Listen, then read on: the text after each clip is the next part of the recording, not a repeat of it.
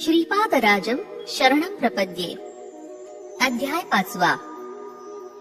शंकर भट्टाचं तिरुपतीला पोचणं. कणिपाकात तिरुमल दासांची भेट. श्रीपादांच्या अनुग्रहानं शंकर भट्टाची शनिपीडा निवारण.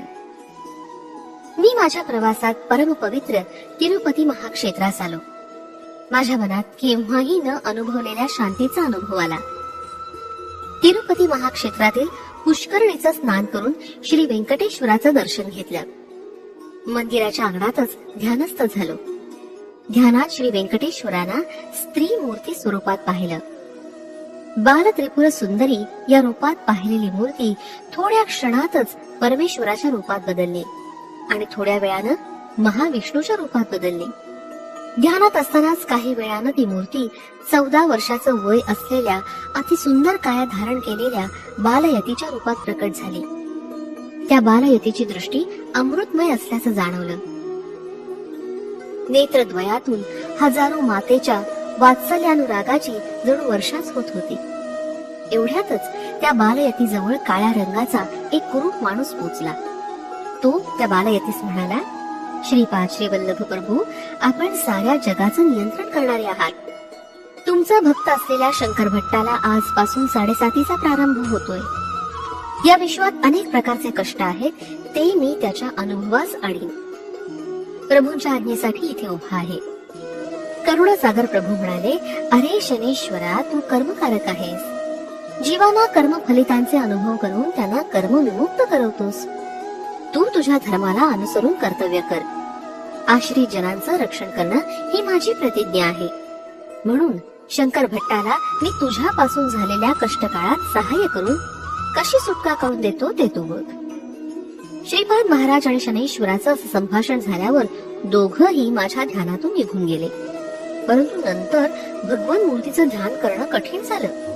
माझ्या कष्टकाळाची सुरुवात झाली. श्रीपादांकडून माझ्या कष्टाची सुटका होईल यावर दृढ विश्वास होता. मी तिरुमलाहून तिरुपतीला आलो. तिरुपतीच्या रस्त्यावर मनाला वाटेल तसं चाललो होतो. मन चंचल होतं. एक न्हावी मला बळजबरीनं थांबवून म्हणाला, तू 20 वर्षापूर्वी घरातून पळून गेलेला सुबैया आहेस ना? तुझे आईबाप काळजी करतायत. तुझी भार्या रजस्वला झालेली आहे, ती वयात आली आहे. तू तिच्या बरोबर संसार कर, मुला बाळांसहित सुखी राहा. तेव्हाच मी म्हणालो, अहो, मी शंकर भट्ट या नावाचा कन्नड देशात राहणारा ब्राह्मण आहे. वाटसरू आहे आणि पुण्यक्षेत्र संचार करत येत आहे. मी दत्त भक्त आहे. श्री दत्त प्रभू श्रीपाद श्री वल्लभ या नामरूपानं उतरले आहेत असं ऐकून कुरुगड्डीला प्रयाण आरंभलाय. परम पवित्र गायत्रीची शपथ घेऊन सांगतो, मी ब्रह्मचारी आहे. मी तुम्ही म्हणता तसा सुबैया न्हावी नाही. परंतु माझा आवाज ऐकणारा कोणीच तिथे नव्हतं. तिथे पुष्कळ लोक जमा झाले. प्रत्येक जण कोणत्या ना कोणत्या रीतीनं माझी निंदाच करत होते. मला सुबैया नावाच्या माणसाच्या घरी नेण्यात आलं. सुबैयाचे आई वडील मलाच त्यांचा मुलगा समजून अनेक प्रकारे माझी समजूत घालत म्हणाले, यापुढे आम्हाला सोडून जाऊ नकोस. रजस्वला स्त्रीला सोडून जाणं हा महाअपराध आहे.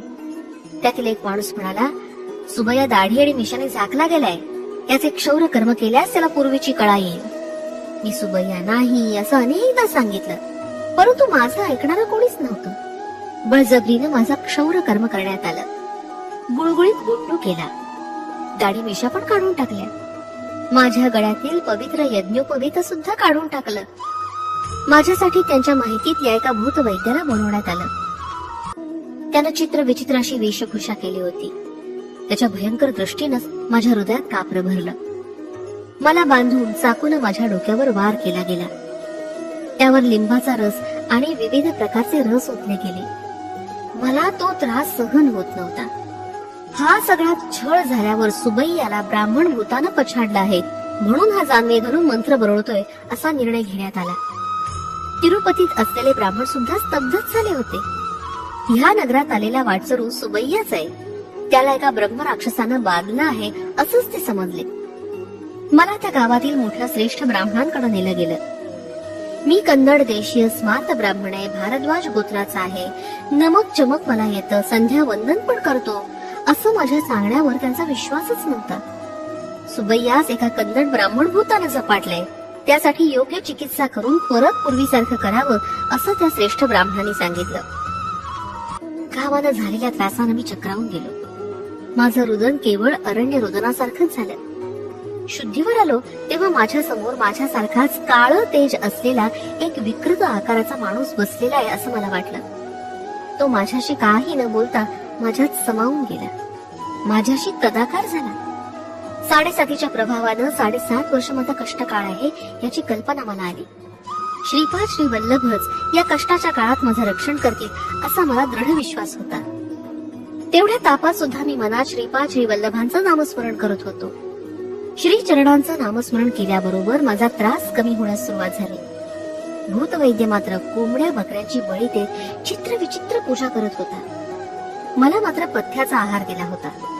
सुबैयाला ब्राह्मण भूतानं बांधलं आहे, त्यामुळे त्याला शाकाहारच दिला पाहिजे असं मांत्रिकानं सांगितलं. श्रीपादांच्या अनुग्रहानंच मला शाकाहार दिला गेला याचं मनाला बरं वाटलं. 3 दिवस मी तीव्र नरकयातना भोगल्या. त्या संकटात सुद्धा मी श्री चरणांचं स्मरण न चुकवल्यामुळं 4थ्या दिवसापासून संकट येणं बंद झालं.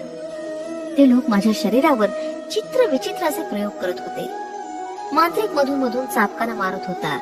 श्री वल्लभा शरणम शरणम अशी दीनतेनं हाक मारत मी रडत होतो.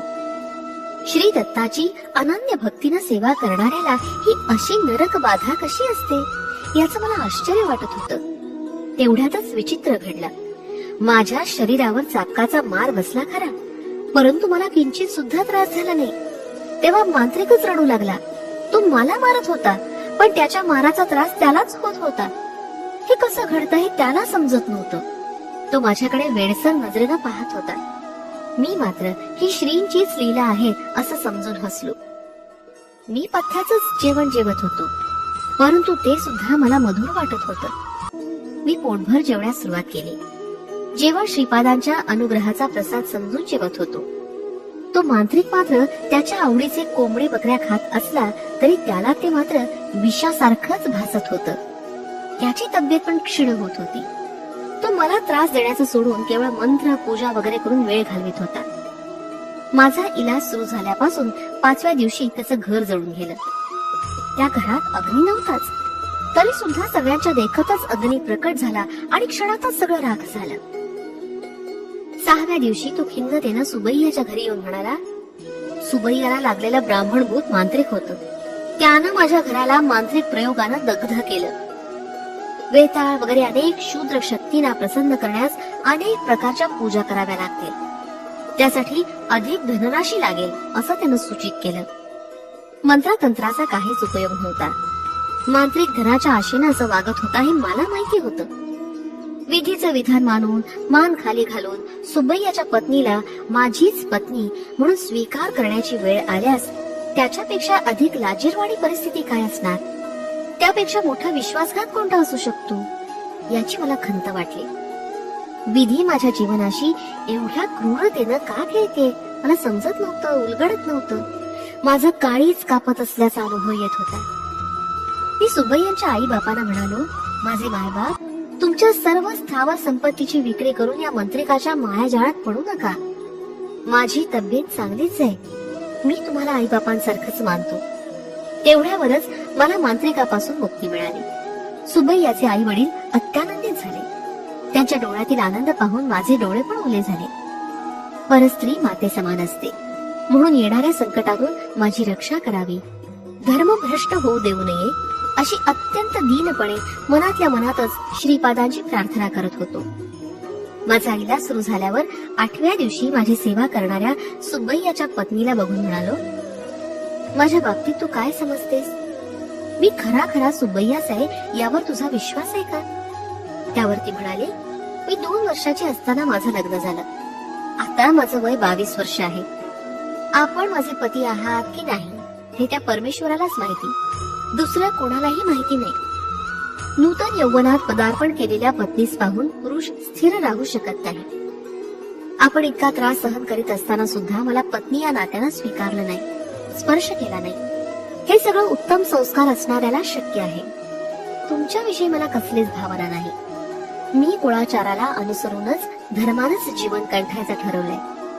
आपण माझे पती असल्यास या चरणदासीला सोडून जाऊ नये. माझा नवरा पळून जाऊन 20 वर्ष झाली.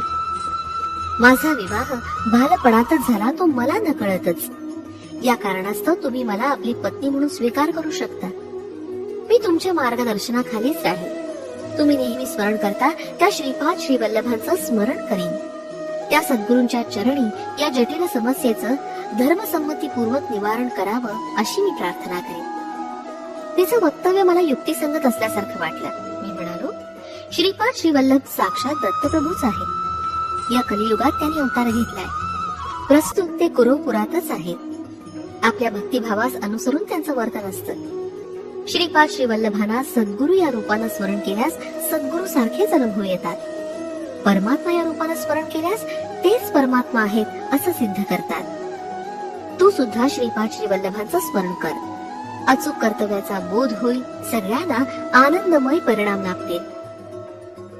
त्या दिवशी वाड्यात भविष्य सांगणारा एक माला जंगमाला. जंगमाच्या वेशात असलेल्या त्या माणसाकडे ताडपत्री ग्रंथ होते. आमच्या वाड्यातील सर्व जणांना थोड्याच कालावधीत तो फार आदरणीय झाला. त्याला भेटलेल्या सर्व भाविकांना तो भूत भविष्याची माहिती अत्यंत अद्भुत प्रकारे सांगत असे. त्याच्या जवळचे ताडपत्र ग्रंथ हे नाडी ग्रंथ असून त्याला रमलशास्त्र असं नाव होतं. त्यातील विषय अचूक असून त्यात सांगितलेल्या घटना बरोबर घडतात असं तो सांगत असे. सुब्बय्याच्या जनकांच्या समजुतीसाठी तो आमच्या घरी सुद्धा आला. माझ्या हातात थोड्या कवड्या देऊन त्या खाली टाकण्यास त्यांनी सांगितलं. त्यानंतर गणित घालून त्याच्या ताडपत्राच्या ग्रंथातून एक पत्र काढून त्यांनी वाचण्यास सुरुवात केली. प्रश्न केलेला माणूस शंकर भट्ट नावाचा कन्नड ब्राह्मण आहे. दत्तावतारी श्रीपाद श्री वल्लभाच्या चरित्राचा लेखाण हाच करेल. पूर्वजन्मी हा आणि याचा एक मित्र कुंदुकूर या शहराच्या थोड्याच दूर असलेल्या मोगली चर्ला या ग्रामात जन्मले. जुगार खेळण्यात यांची विशेष आसक्ती होती. त्या गावात एक प्रसिद्ध स्वयंभू दत्ताचं देऊळ होतं. हा श्री दत्त देवालयाच्या अर्चकाच्या भावाच्या रूपात जन्माला आला. मोठ्या भावाच्या अनुपस्थितीत पूजा वगैरे हाच करत असे. दत्त देवालयाच्या प्रांगणात हा आणि याचा मित्र दोघंही जुगार खेळण्यात मग्न असत. हा किती अनाचार आहे याची त्याला खंतच नव्हती. त्याच्या मित्राबरोबर एके दिवशी खेळताना त्यांनी विचित्र अशी अट ठेवली. त्याचा मित्र जिंकलास ह्यानं खेळात हरलेली रक्कम त्याला द्यावी आणि हा जिंकला तर त्याच्या मित्रानं आपल्या पत्नीस ह्याला द्यावं असं ठरलं.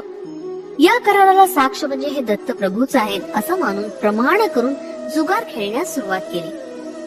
आपल्या समक्ष अत्यंत वाईट खेळ चालू असलेले दत्तप्रभू बघतच होते. खेळामध्ये शंकर भट्ट विजयी झाला. शंकराच्या मित्रानं त्याच्या पत्नीस त्याला देण्याचं नाकारलं. भांडण मोठ्या माणसांपर्यंत गेलं. कुळातील सूर्य लोक एकत्रित जमले. पवित्र अशा दत्तप्रभूंसमोर एवढं मोठं दुष्कृत्य घडलं. ही अत्यंत खेदपूर्ण घटना होती. परस्त्रीचा मोह करून तिला वक्र मार्गाने प्राप्त करून घेण्याची इच्छा दर्शवल्याबद्दल शंकराच्या डोक्यावर गरम गरम तेल घालावं. तसंच खेळामध्ये आपल्या पत्नीसपणाला लावल्याबद्दल याच्या मित्राला नपुंसकपणा येण्यासारखं अंगछेदन करावं. असं केल्यावर त्या दोघांना ग्रामातून बहिष्कृत करावं असा न्याय सुज्ञांनी दिला. त्यांच्या न्यायाची अंमलबजावणी करण्यात आली. शंकर भट्टानं त्याच्या पूर्वकर्मी थोडा काळ दत्त सेवा केल्यामुळे या जन्मी देवभक्ती असलेला जन्म प्राप्त झाला. त्याचा मित्र सुब्बय्या या नावानं क्षौरकर्म करणाऱ्यांच्या घरी परम पवित्र अशा तिरुपती क्षेत्रात जन्मला. त्याचं मन चंचल झाल्यामुळे वेडाहून लग्न झाल्यानंतर पळून गेला. घोळसर असलेली सुब्बय्याची पत्नी निर्दोष आहे. तिच्या पातिव्रत्याच्या प्रभावानं सुब्बय्याच्या मनाची चंचलता कमी होऊन तो हे रमलशास्त्र ऐकल्याच्या दुसऱ्या दिवशी परत येईल. त्या दिवशी शंकर भट्टाची सुटका होईल. शंकर भट्टाला असलेली 7.5 श्रीपाद श्री वल्लभांच्या अनुग्रहानं 7.5 दिवसातच निघून जाईल. भगवंताला साक्ष ठेवून अनुचित संकल्प केल्यास अथवा अधर्म केल्यास दत्तप्रभूंच्या कठीणातील कठीण शिक्षेस पात्र होतात. सुब्बय्यांच्या मनचंचलतेच्या परिहारास्तव शंकर भट्टांच्या पुण्यातील थोडा भाग खर्च झाल्याचं चित्रगुप्तानं लिहिलं आहे. कर्माचा प्रभाव अत्यंत सूक्ष्म रीतीनं काम करत असतो. या सत्याची जाणीव होऊन जीवानी सदैव सत्कर्मच करावं. दुष्कर्म कधीही करू नये. श्रीपाद श्री वल्लभांच्या जन्मपत्रिकेप्रमाणे त्यांच्या अवतार समाप्तीनंतर थोड्या शतकांनी त्रिपुरा देशातील अक्षय कुमार या नावाच्या जैन मतस्थाकडून श्री पीठिकापुरात श्री प्रभूंची माहिती पोचेल. त्या अगोदर विलासांची माहिती देणारे श्रीपाद श्री वल्लभ चरित्रामृत या नावाचा ग्रंथ प्रकाशित होईल. श्री वल्लभांच्या करुणेचं वर्णन कसं करावं. दुसऱ्याच दिवशी सुब्बय्या स्वगृहास परतला. त्याच्या मनाचं चंचलत्व पूर्णपणे मिटून तो स्वस्थ चित्त झाला होता. सुब्बय्याच्या पत्नीस मी माझी बहीण मानलं. सुब्बय्यांच्या माता पित्यांची परवानगी घेऊन मी चित्तूर जिल्ह्यातील कणीपाकण ग्रामास पोहोचलो. कणीपाकण हे ग्राम चित्तूर पासून थोड्याच अंतरावर आहे. या गावात वरदराज स्वामींचं देऊळ, मणिकंठेश्वर स्वामींचं देऊळ, वरसिद्धी विनायकाचं देऊळ आहे. मी देवदर्शन घेऊन बाहेर आलो. तिथे एक उंच कुत्रं उभं होतं. मला भीती वाटून मी वरसिद्धी विनायकाच्या देवळात परत गेलो. थोडा वेळ देवाचं ध्यान करून बाहेर आलो तर त्या कुत्र्याबरोबर अजून एक कुत्रा तेवढ्याच उंचीचा होता. आज या कालभैरवाकडून चावणं हे निश्चित आहे अशी मला भीती वाटली. परत वरसिद्धी विनायकाच्या मंदिरात गेलो. मंदिरातील पुजाऱ्याला माझं वर्तन विचित्र वाटलं. बाबा, तू घटके बाहेर जाऊन परत मध्ये आत येतोय, याचं कारण काय असं त्याने विचारलं. मी माझ्या भीतीचं कारण सांगितलं. ते निष्कारण कोणाला काही इजा करत नाहीत. ते एका धोब्याचे पाळीव कुत्रे आहेत. तो धोबी दत्तभक्त आहे. श्रीपाद श्री वल्लभ या नामानं श्री दत्तानी या भूमीवर अवतार घेतला आहे असं तो सांगत असतो. धोब्याला देवालयात प्रवेश निषिद्ध नाही, तरी सुद्धा तो या देवळामध्ये येत नाही. त्याच्या कुत्र्यांना पाठवतो. मी स्वामींच्या प्रसादाचं गाठोडं बांधून देतो. ते घेऊन ते त्याला देतात. तू 2च कुत्रे पाहिले असं सांगितलं. एकूण 4 कुत्रे आल्यावरच मी प्रसाद देतो. अजून 2 कुत्रे आले आहेत का ते पाहूया असं तो पुजारी म्हणाला. आम्ही बाहेर येईपर्यंत 4 कुत्रे होते. पुजारीने प्रसादाचं गाठोडं करून दिलं. ते 4ही कुत्रे माझ्या 4ही बाजूनी आले आणि त्यांनी मला घेरलं. पुजारी म्हणाला, कुत्र्यांच्या मर्जीप्रमाणे तू त्या धोब्याकडे जा, तुला शुभकारकच होईल. माझ्या जीवनातील प्रत्येक घटना श्रीपाद श्री वल्लभांच्या निर्देशानच घडत असते असा माझा विश्वास होता. सुब्बय्यांच्या घरात घडलेल्या घटनेवरून कुळ मतभेद नसावा असं मला वाटलं. एक चांडाळ ब्राह्मण कुळात जन्म घेऊ शकतो. या जन्मातील ब्राह्मण दुसऱ्या जन्मात चांडाळ रूपाने जन्म घेऊ शकतो. मानव आपण केलेल्या पाप पुण्याचं गाठोडं घेऊन जन्म जन्मांतराच्या कर्मप्रवाहात वाहत जात असतो. शंकर भट्ट आणि तिरुमल दासांचा संवाद. मी धोब्याच्या राहत्या गल्लीत आलो. तिरुमल दास असं नाव असलेला तो रजक 70 वर्षाचा म्हातारा होता. तो त्याच्या झोपडीतून बाहेर आला. मी घरात गेल्यावर त्यांनी मला एका पलंगावर बसवलं. ब्राह्मण जन्माचा माझा अहंकार पूर्णपणे गेला होता. श्रीपाद श्री वल्लभांचे भक्त कोणीही असले तरी मला आत्मीयांसारखेच दिसत होते. वरसिद्धी विनायकाच्या देवळातील प्रसाद तिरुमलदासानं मला खाण्यास दिला. मी प्रसाद ग्रहण केला. नंतर तिरुमलदासानं सांगण्यास सुरुवात केली. आईन विल्लीचे गणपतीच श्रीपाद श्री वल्लभ म्हणून अवतरले. ते म्हणाले, बाबा, आजचा दिवस माझ्या अत्यंत भाग्याचा दिवस आहे. आपल्या दर्शनाचा लाभ घडला. तुम्ही माझ्याकडे कधी याल, मल्याद्रीपुराचे आणि श्री पिठिकापूर येथील विशेष वार्ता कधी सांगाल याची उत्सुकतेने मी वाट पाहतोय. बाबा शंकर भट्टा, वरसिद्धी विनायकाचा प्रसाद घेतलास. तू आजच्या दिवशीच श्रीपाद श्री वल्लभांच्या चरित्रामृताचा श्री गणेशा कर. तुला श्री वल्लभांचा आशीर्वाद कुरवपुरात लाभेल. तिरुमलदासानं याचा पूर्व वृत्तांत सांगायला सुरुवात केली. मी पूर्वजन्मी एक प्रतिष्ठित वेदपंडित होतो, परंतु परमलोभी होतो. माझ्या मृत्यूसमयी नुकतंच जन्मलेलं गायीचं वासरू जुन्या चिंधीस चघळताना पाहून त्यास जपून ठेवण्यास मुलांना सूचना दिली. मरतेवेळी मलिन वस्त्रावर नजर ठेवून प्राणत्याग केला. त्यामुळे रजकाच्या जन्मास आलो. मरतेवेळी ज्या संकल्पानं प्राणत्याग होतो त्याला अनुसरून त्याला दुसरा जन्म मिळतो. माझ्या पूर्व पुण्याईनच गर्तपुरी म्हणजेच गुंटुरू मंडळातील पल्लनाडू प्रांतातील मल्याद्रीपुरात मी जन्मलो. तेच मल्याद्रीपूर कालांतरानं मल्लादी या नावाने ओळखलं जाऊ लागलं. या ग्रामात मल्लादी नावाची 2 घराणी होती. मल्लादी बापन्नावधानी या नावाचे महापंडित हरिदास गोत्राचे होते. मल्लादी श्रीधर अवधानी या नावाचे महापंडित कौशिक गोत्रिक होते. श्रीधर अवधानी यांची बहीण राजमांबा हिचा विवाह बापन्नावधानी यांच्या बरोबर झाला. गोदावरी मंडलांतर्गत असलेल्या आईनविल्ली या ग्रामात झालेल्या गणपती महायागास दोघंही गेले होते. शास्त्राप्रमाणे शेवटच्या आहुतीचा गणपती आपल्या सोंडेत स्वीकार करेल आणि आपले स्वर्णकांतीयुक्त स्वरूपाचे दर्शन देईल असं पंडितांचं मत होतं. यज्ञाच्या शेवटी स्वर्णमय कांतीनं गणपतीनं दर्शन दिलं. शेवटची आहुती आपल्या सोंडेत घेतली आणि मी स्वतः संपूर्ण कलेनं श्री गणेश चतुर्थीच्या दिवशी श्रीपाद श्रीवल्लभ रूपानं अवतार घेईन असं वचन दिलं. यज्ञास आलेले सगळेच लोक आश्चर्यचकित झाले. त्या सभेत 3 नास्तिक होते. ते म्हणाले, दिसते ते सगळे इंद्रजाल आहे की महेंद्रजाल आहे, पण गणपती मात्र नाही. असं असलंच तर परत एकदा त्याचं दर्शन घडवून आणावं. काणीपूर विनायकाचा महिमा. होमकुंडातील विभूतीनं मानवाचा आकार घेतला.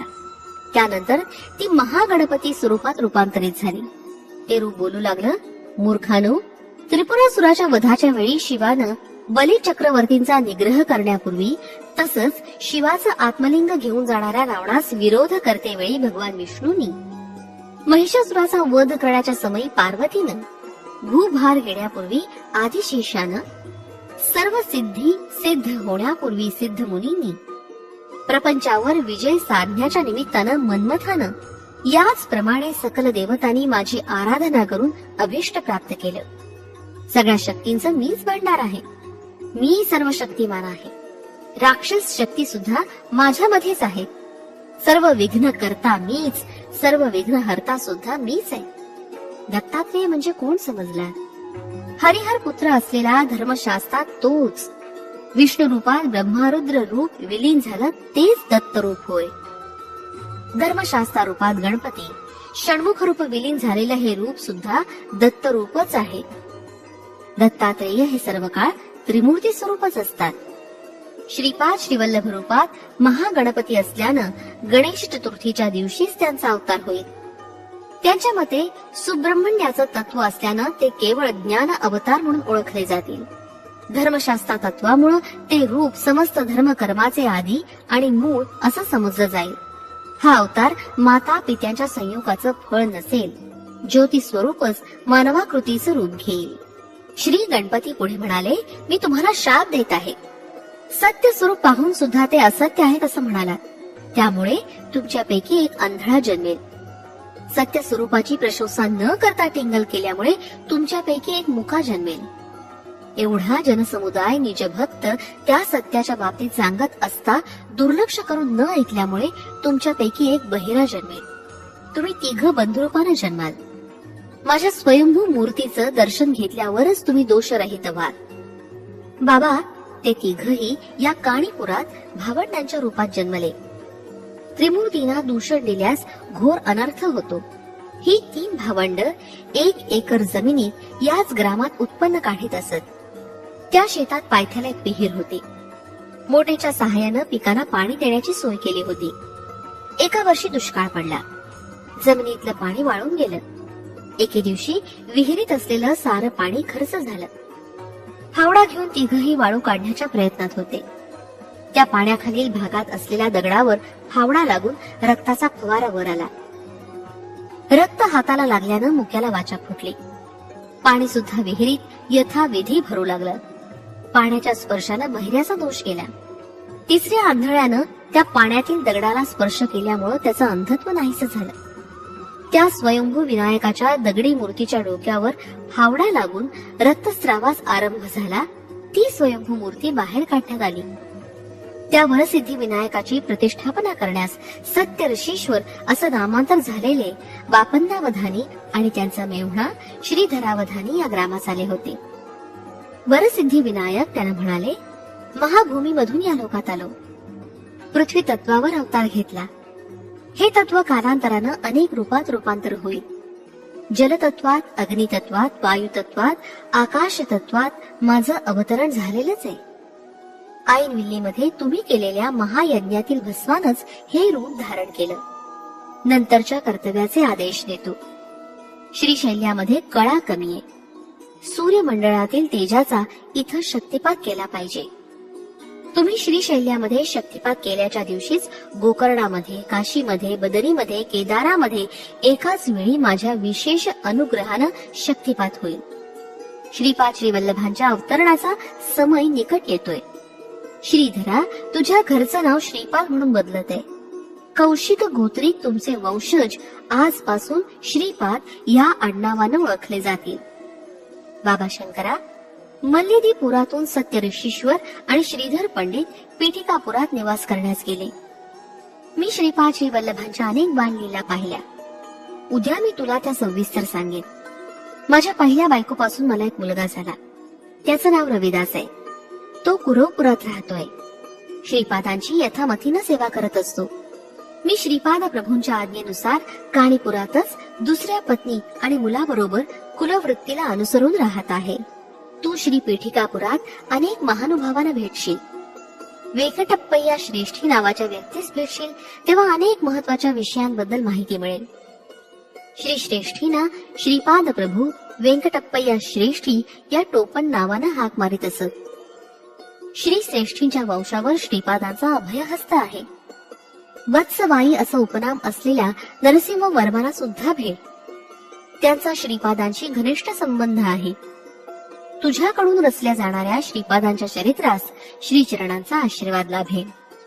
तू लिहिलेल्या ग्रंथाखेरीज दुसरा कोणताही ग्रंथ श्रीपादांचं चरित्र संपूर्ण रीतीनं माहिती देणारा असणार नाही, ही श्रीचरणांची आज्ञा आहे.